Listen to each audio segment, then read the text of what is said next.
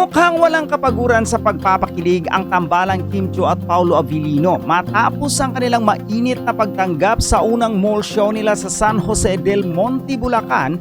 Hindi na sila nagpahinga at dumiretso agad sa Grand Beneverse na ginanap sa Philippine Arena sa Bukawi. Mas lalo pang uminit ang gabi nang mahuli sa kamera ang nakakakilig nilang kulitan.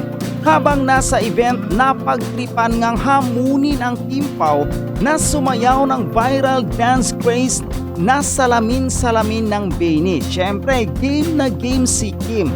Todo hataw at walang keme, pero si Paolo nako halatang medyo nakihiya pero pinilit pa rin niyang sabayan ang iconic moves ng kanta. Kahit may konting hesitation, kuhang-kuha pa rin niya ang steps, kaya naman todo kilig ang fans sa kanyang effort. Nirepost pa ni Kim ang video sa kanyang Instagram story at doon mas nakita ang effortless chemistry nilang dalawa.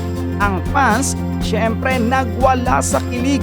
Marami ang nagkomento na para silang magjowa na bigla na lang nagyayang sumayaw at kahit nahihiya si Paolo, sumasabay pa rin para lang mapasaya si. Bukod sa nakakakilig na sayawan, hindi rin nagpahuli ang My Love Will Make You Disappear, ang unang upcoming movie ng Kim Pao. Dahil ipapalabas ang thriller nito sa event, mas dumagdag pa ito sa excitement ng fans na matagal nang naghihintay sa kanilang next big screen project. May mga nagkomento nga pala na obvious na part ng promo ng Kim Pao movie ang pagpunta nila sa Bini concert. Anyway, kung ganito lang lagi ang Kim Pao, hindi na ako magtataka kung bakit hindi talaga sila matibag sa pakilig. So let's have some new Kim Pao update today mga kachika, at yung tatalakayin natin today is continuation naman nung content na ginawa ko last night. Okay, so diba kagabi pinag-usapan natin mga chika yung naging ganap diba sa Star Mall San Jose del Monte, Bulacan, kung saan bumisita nga si Kimi tsaka si Paolo.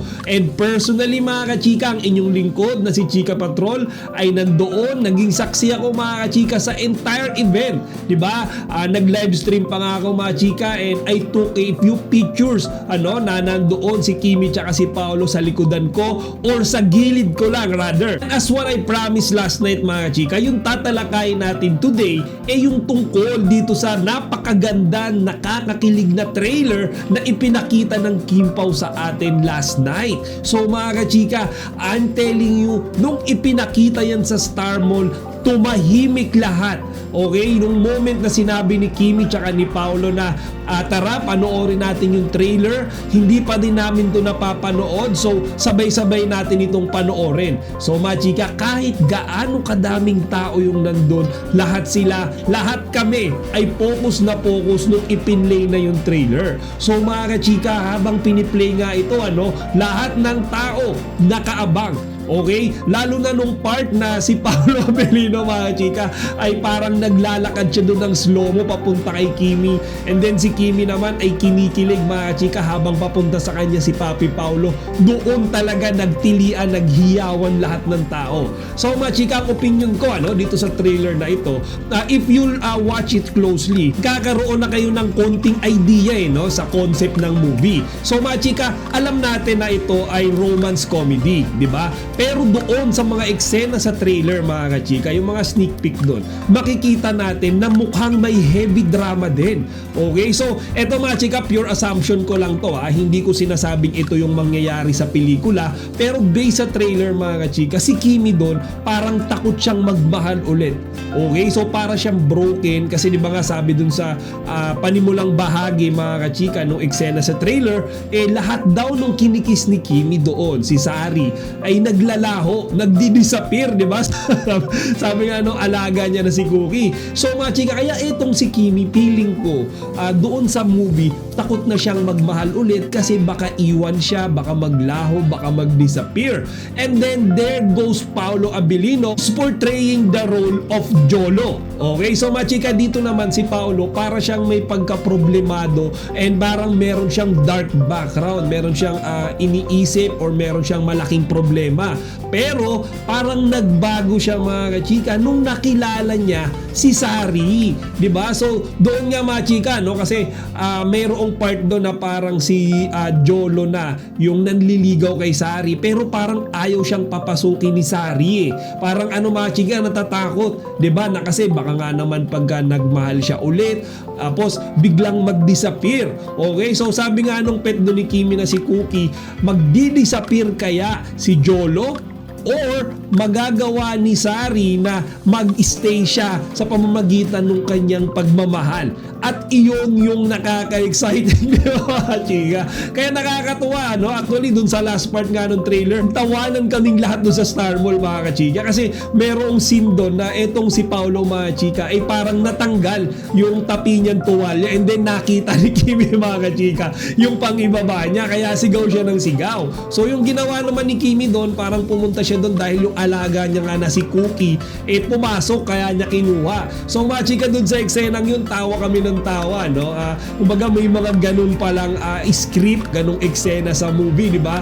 Kumbaga may drama, okay? May romance, may comedy, at yung panimula, mga kachika, parang medyo may pagka-mystery, di ba? Yung lahat ng kinikis ni Sari nawawala, nag-disappear. So mga chika, nakaka-excite. Trailer pa lang yan, wala pa yung movie, pero saludo na ako kay Direk Chad Vidanes. Kumbaga yung konsepto ng pelikula, ang galing eh. Di ba? Parang ano, mga chika, halo-halo. Kumbaga, full blast, nandun lahat ng rekado, at sigurado magiging masarap yung timpla niyan.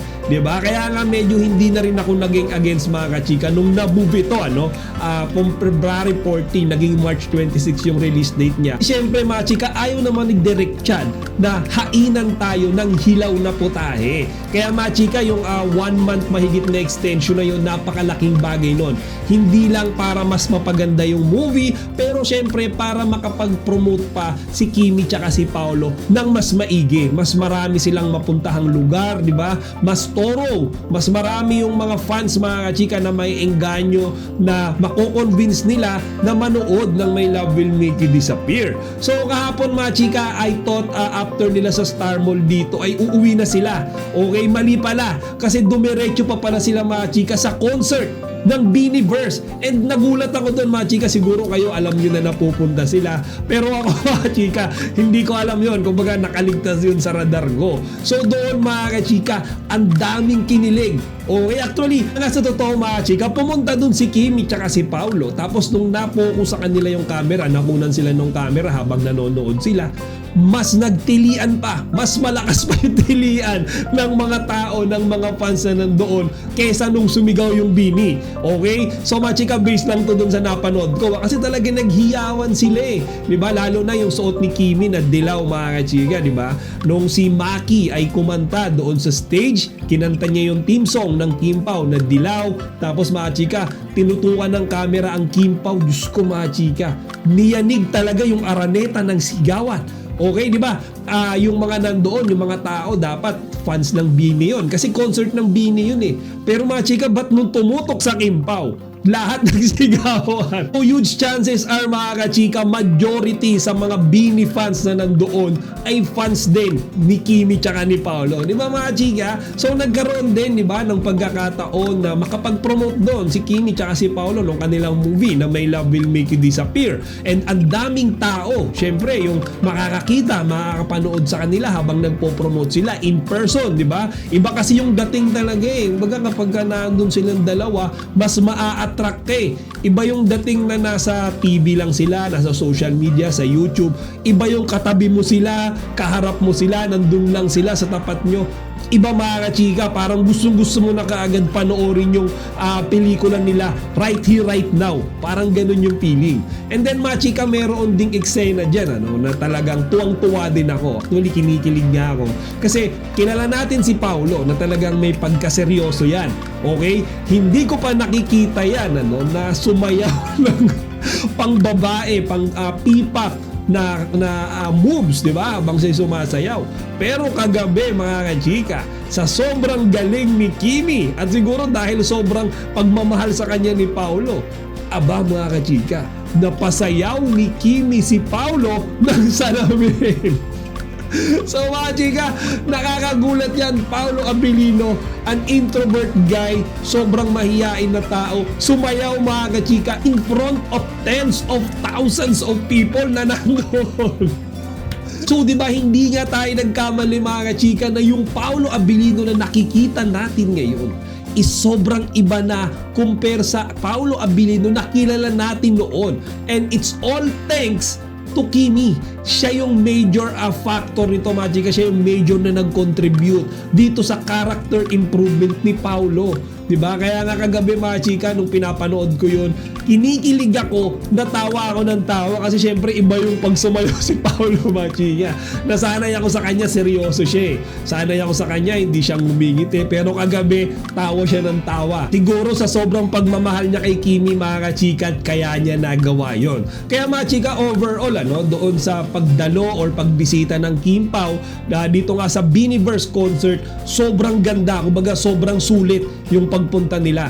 Ang daming kinilig, lalo na nga doon sa part na yung sinabi ko kanina, nung hinarana sila ni Maki. Actually, pinuntahan pa nga sila ni Maki mga kachika. Nadya silang lapitan doon sa pwesto nila para of course mga chika, tulungan din sina Kimi tsaka si Paolo na mag-promote nung kanilang movie na may Love Will Make You Disappear. Diba? Actually, si Maki mga chika, malaking bagay din siya dito sa Kim Pao. Kasi sikat na yung kanta niya before diba? Yung Dilaw. Pero parang na-amplify, na doble, na triple yung views, yung fame nung inattach, nung ginamit ni Kimi tsaka ni Paolo yung kanta niya, di ba? Mula nung ginamit ng Kim Pao yung awitin na Dilaw mga kachika, tuwing naririnig natin yung kantang yon, kahit wala ang Kim Pao, naiisip kaagad natin si Kimi tsaka si Paolo. Kumbaga parang naging kakambal na ng Kim Pao yung awiting yun. Kaya kagabi mga chika, syempre sinamantala ni Kimi tsaka ni Paolo, also ni Direk Chad Vidanes, na imbitahin lahat ng mga Kim Pao fans. Hindi lang yung mga nandun sa Araneta na nanonood, pero lahat ng mga nanonood sa online streaming, di ba? Sa mga social media, na panoorin yung may Love Will Make You Disappear. And again and again and again, kagaya nung sinasabi ko mga chika, kahit na hindi nila sabihin yan, kahit hindi nila tayo imbitahan, panigurado panonoorin natin lahat yan. Actually mamaya susubukan ko ng mag-reserve booking, mag-online booking ng ticket para syempre mga chika masigurado ko na meron akong uupuan sa March 26 sa exact day ng release ng may Love Will Make You Disappear, mapanood ko kaagad yan. Ngayon kung kayo tatanungin ko mga chika, na-excite din ba kayo lalo ngayon dahil sa ginagawang pagpopromote at mga paayuda na ibinibigay sa atin ni Kimi tsaka ni Paolo? Kung oo, ilagay nyo dito sa comment section ng inyong mga opinion para mapag-usapan natin.